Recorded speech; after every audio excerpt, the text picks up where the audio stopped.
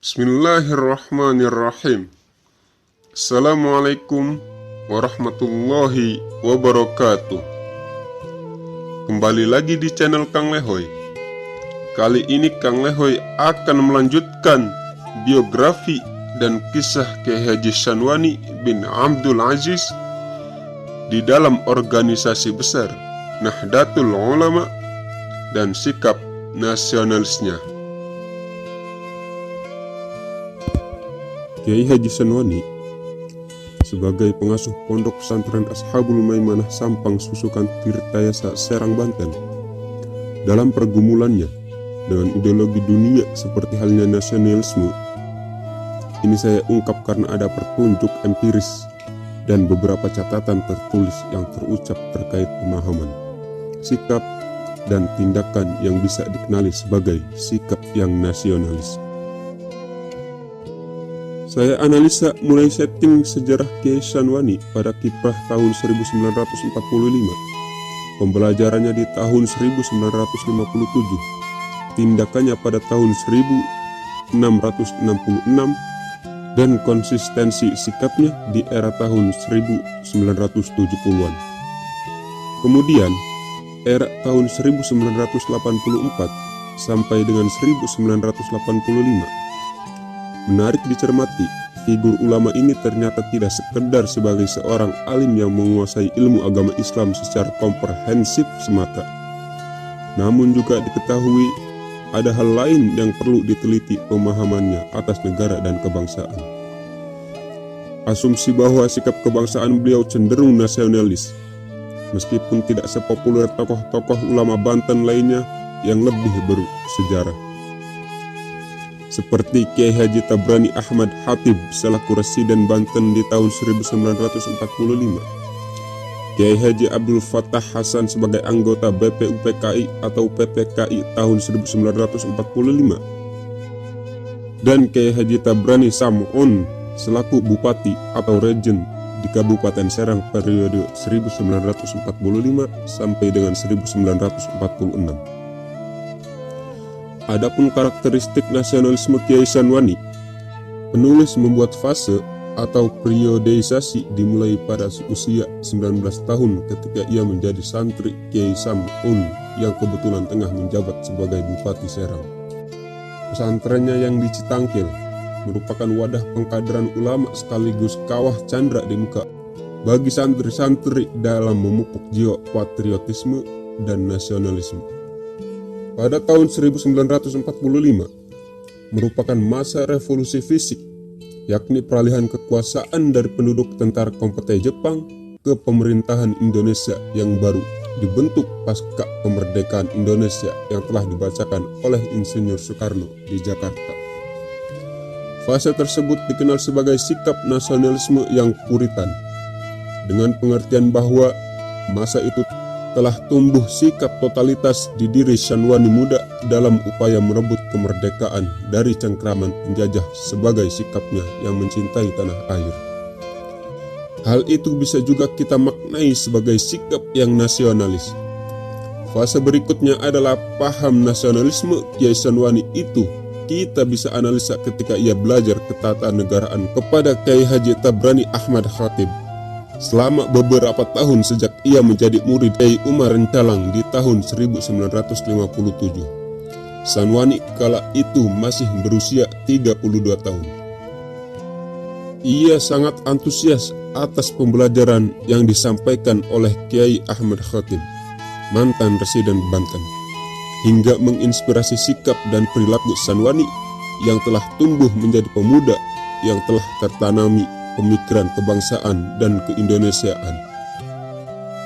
Meski tidak serta-merta Sanwani ikut aktif dalam lembaga yang menyokong tumbuhnya ideologi nasionalisme, seperti halnya partai politik. Hal ini menjelaskan bahwa Sanwani muda tidak aktif di suatu partai politik seperti NU Masyumi atau PNI, atau keorganisasian kepemudaan seperti GP Ansor atau Laskar Pemuda yang diorganisir oleh partai nasionalis atau partai Islamis.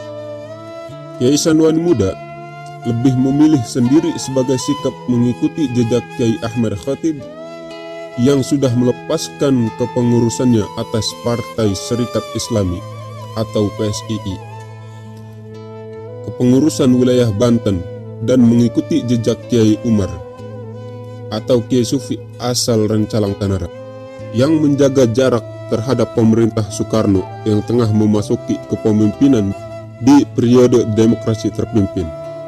Fase terakhir dari sikap nasionalismenya Kiai Sanwani adalah sikap dan tindakan berdasarkan kecintaannya pada negeri Indonesia, yaitu ikut mengisi kemerdekaan dengan aktif membantu menggalakkan pembangunan yang telah menjadi visi tunggal pemerintahan Soeharto.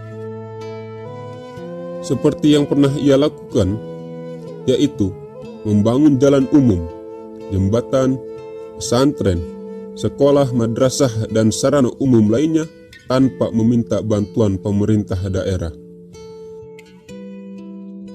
Ia lakukan bersama santrinya dengan biaya pribadi dan para donatur yang mendukungnya.